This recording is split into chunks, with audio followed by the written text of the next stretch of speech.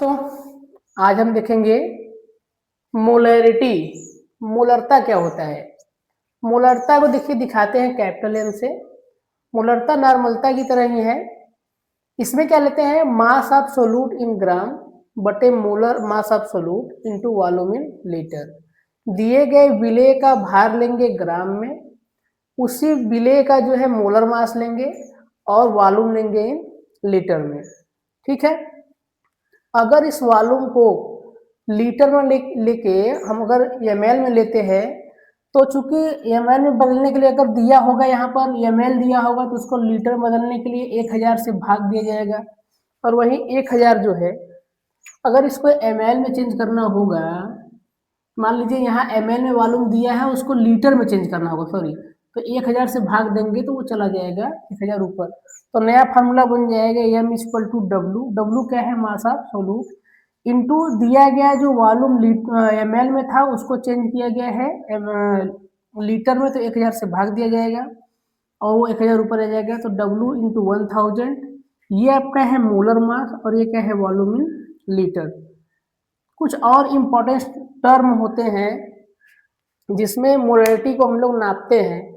एक मोल है तो इसको 1 मोलर सॉल्यूशन कहेंगे, 1/2 मोल है तो इसको सेमी सॉल्यूशन बोलेंगे, सेमी मोलर सॉल्यूशन। सेमी मतलब होता है आधा।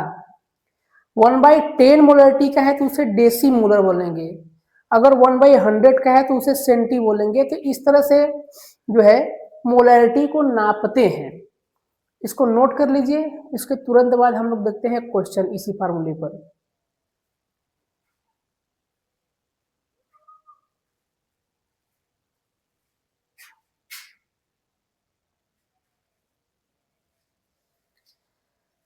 आप लोगों ने नोट कर लिया होगा।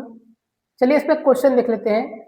दिया क्या है कि find the molarity of solution in which 5.85 gram NaCl dissolve in 250 ml solution.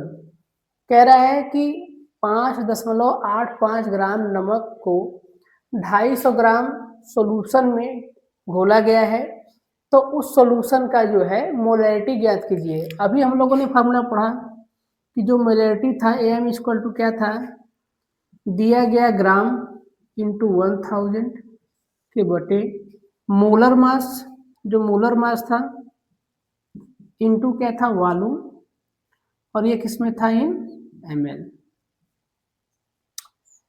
चलिए कितना ग्राम घोलना है, 5.85 ग्राम इंटू क्या करना है, 1000। मोलर मास कैसे निकलेगा, तो चलिए मोलर मास निकाल के दिखाते हैं। मोलर मास कुछ और नहीं होता है, जो एटॉमिक मास होता है Na का जो एटॉमिक मास होगा और Cl का जो एटॉमिक मास होगा, वही दोनों को जोड़ देना है, उसी को मोलर मास कहते हैं। तो 11वें स्थान पे होता है Na यानी सोडियम, उसका होता है 23। 17वें स्थान पे होता है Cl, इसका होता है 35.5। अगर जोड़ेंगे तो यह आ जाएगा 58.5। ये हो गया मोलर मास, यानी मोलर मास कितना आ गया, 58.5। और जो वॉल्यूम दिया गया है कितना है, 250 ml। इसको कट करेंगे तो 10 बार में कट जाएगा, 2 जीरो से 2 जीरो कट जाएगा,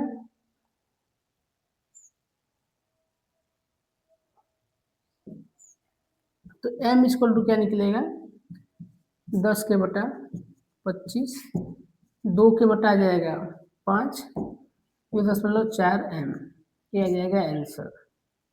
नोट कर लीजिए इसको।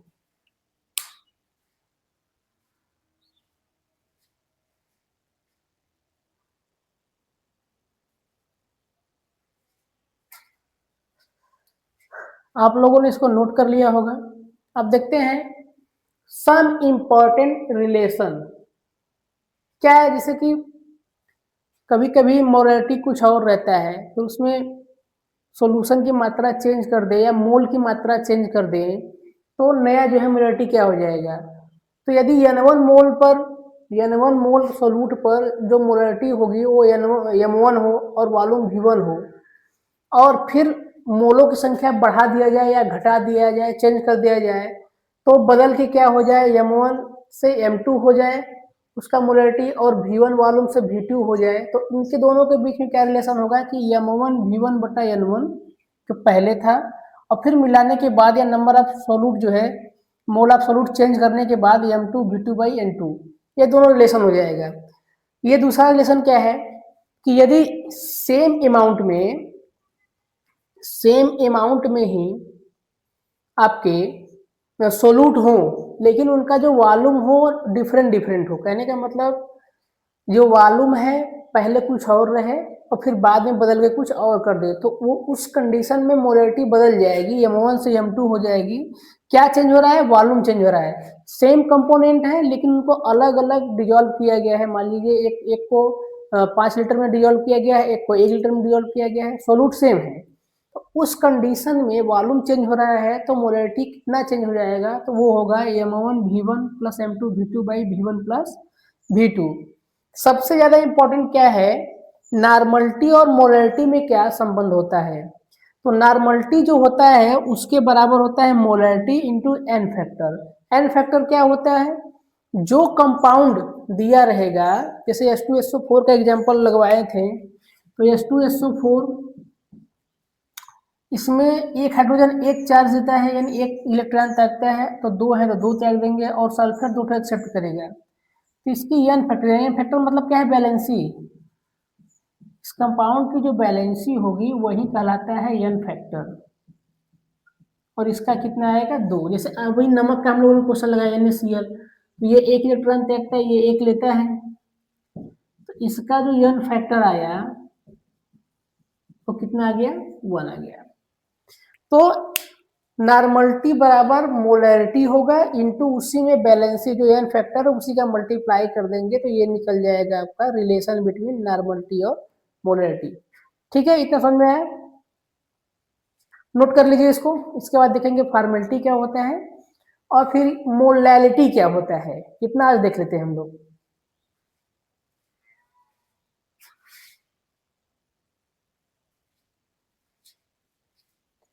आप लोगों ने नोट कर लिया होगा। अब देखते हैं फॉर्मेलिटी, फॉर्मलता क्या होता है। देखिए फॉर्मलता जैसे ही मोलैलिटी होती है वैसे ही फॉर्मेलिटी होती है। बशर्ते होता क्या है कि इसे हम पोलर सॉल्वेंट में डिजोल्व करके बनाते हैं और यह आयनिक कंसंट्रेशन बताता है किसी कंपाउंड का, जो आयनिक कंसंट्रेशन होगा उसे बताता है। और ये बनेगा किसमें? Polar solvent. पोलर सॉल्वेंट क्या होते हैं? ऐसे सॉल्वेंट जो प्लस और माइनस चार्ज में टूट सके उसको कहते हैं पोलर सॉल्वेंट। पहले इसका डिफिनेशन पढ़ते हैं फिर समझाते हैं इसको। फॉर्मेलिटी को दिखाते हैं कैपिटल F से। क्या लिखा हुआ है? This is the concentration unit of ionic compound. Ionic compound जो भी रहेंगे उनके कंसंट्रेशन को दिखाएगा। Which dissolve in polar solvent. Polar solvent जिनमें प्लस और माइनस चार्ज टूटने की क्षमता हो पोलर सॉल्वेंट होते हैं। To give pair of electron जैसे देखिए पोलर सॉल्वेंट क्या होंगे, जैसे पानी को ही ले लिया जाए तो ये पोलर सॉल्वेंट जैसा बिहेव करेगा, ये H+ में टूटेगा और OH माइनस में। और जैसे HCl ले लिया जाए, पोलर सॉल्वेंट है, ये H+ और Cl माइनस। तो ऐसे जितने भी सॉल्वेंट होंगे जो H+ और माइनस चार्ज में टूट सके पोलर सॉल्वेंट कहलाते हैं। तो इसी पोलर सॉल्वेंट में जो आयनिक कंपाउंड डुबाया जाएगा उसके कंसंट्रेशन को दिखाता है formality. This represent number of gram formula weight, एक तरह से मोलर मास कह रहा है, आप substance dissolve per litre of solution. It is same as molarity, जैसा मोलरिटी निकाले हैं मोल ऑफ सोल्यूट बटे molar mass into volume in litre, वही सेम काम है। Mole of substance added to solution, जो भी पोलर सॉल्वेंट रहेगा जिसमें हम सोल्यूट को डिजॉल्व करेंगे वो, बटे volume of solution in litre, यानी इसमें भी वही सोल्यूट का ग्राम में भार निकाल लेंगे, उसका मोलर मास निकाल लेंगे इनटू वॉल्यूम निकाल लेंगे लीटर में। और अगर कहता है कि इसको ml में निकालिए या ml में वॉल्यूम दिया रहेगा तो 1000 से डिवाइड करेंगे, वहीं 1000 चला जाएगा ऊपर। इतना नोट कर लीजिए। इसी पर एक क्वेश्चन देखेंगे फिर जो है कंसेप्ट क्लियर हो जाएगा। नोट करिए इसे।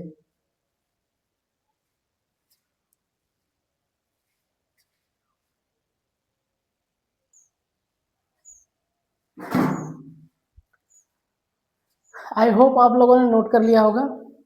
आइए पहले कुछ और देख लेते हैं। मोलैलिटी क्या होती है, इसके बाद मोल फ्रैक्शन क्या होता है, इसके बाद ऊपर सबसे सवाल लगा देते हैं। तो पहले देखते हैं मोलैलिटी क्या होता है। इसको दिखाते हैं स्मॉल एम से। मोललता कहते हैं हिंदी में, हिंदी में कहते हैं मोललता। मोललता इसको छोटे वाले एम से दिखाते हैं। सेम जैसे मोलैरिटी निकला, हमने वॉल्यूम ऑफ सॉल्यूशन लिया था लीटर में या एमएल में, मोलैलिटी मोललता निकलेगा केजी में, यानी ये मास बाई मास वाले में आ गया है, जो रिलेशन देख रहे थे, वॉल्यूम वाले में नहीं। तो मोलैलिटी क्या है कि मोल ऑफ सोल्यूट, कितने मोल ऑफ सोल्यूट डिजॉल्व किए गए हैं किसमें, mass of solvent in KG. Solvent लेना है, सॉल्यूशन नहीं, ये ध्यान देना है। यहाँ पर सॉल्वेंट रहेगा वो भी केजी में। अगर इसको ग्राम वगैरह में करेंगे तो 1000 से भाग देना पड़ेगा, यानी चला जाएगा ऊपर 1000। तो छोटा स्मॉल एम बराबर होता है मास ऑफ सोल्यूट इन ग्राम। इसी मोल्स को हम कन्वर्ट कर रहे हैं किसमें, मास में। तो मोल्स ऑफ सोल्यूट को हम लिख सकते हैं मास ऑफ सोल्यूट बटे molar mass of solute into mass of solvent in KG. अगर यही ग्राम में दिया रहेगा तो 1000 ऊपर चला जाएगा। एक छोटा सवाल देखेंगे इस पे, जैसे दिया है 58.5 ग्राम NaCl dissolve in 250 gram solvent, find the molarity. Molarity निकालने के लिए कह रहा है कि 58.5 ग्राम नमक को 250 ग्राम कोई सॉल्वेंट है उसी में डिजॉल्व किया गया है, तो इसकी मोलैलिटी क्या होगी। स्मॉल एम बराबर क्या है, mass of solute. Mass of solute कितना है 58.5। मोलर मास निकालेंगे तो मोलर मास NaCl का नॉर्मल नॉर्मल क्वेश्चन ले रहे हैं ताकि इस पर तुरंत जो है सॉल्व हो सके। ये भी आ गया 58.5, तो जो मोलर मास है वो भी आ गया 58.5 इंटू सॉल्वेंट कितना दिया है 250 ग्राम।